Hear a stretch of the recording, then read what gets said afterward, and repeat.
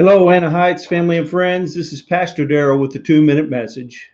Over the last few weeks in the United States, there's been a lot of events transpire, and I've noticed two reactions by Christians that I'd like to address. One for the next couple of weeks, and one reaction is anger, and the second reaction is fear. And so today I'd like to speak of fear. I know many times we find it's kind of trite or worn out cliche when people say, well, you need to trust God, just trust God. So how do I do that? Let me tell you what the Bible tells us in one instance in the Gospel of Mark. In Mark chapter 6, Jesus has just fed the 5,000. And so he sends his disciples ahead of him in the boat, and the winds begin to buffet and rock the boat, and the going is hard, and it's night. And after several hours, Jesus comes walking across the lake and walking on the water. And the disciples are terrified, the Bible says. Jesus calls out, "Don't be afraid. It's me, Jesus."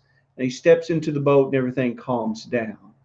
And then he rebuked them for their lack of faith. And the Bible says this, that they had not understood the message of the fish and the loaves. So what does that mean? Well, listen, Jesus had just fed 5,000 people plus women and children with a few loaves of bread and fish. He could do it all. And they could trust him when it comes to the things that were out of their control, like the wind and the water, because Jesus was able. I believe this is a great faith lesson for us when circumstances and events that surround our life, that we can trust God because he has been faithful in the past.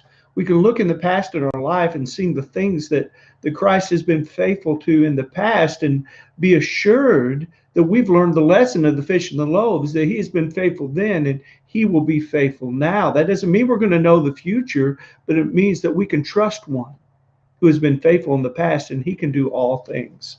So there is a faith and a fear lesson for us from Mark chapter 6. And I think that we can all apply that in our lives in these troubling times. So there's a great faith lesson for us that I can learn and all of us can learn. So God bless you.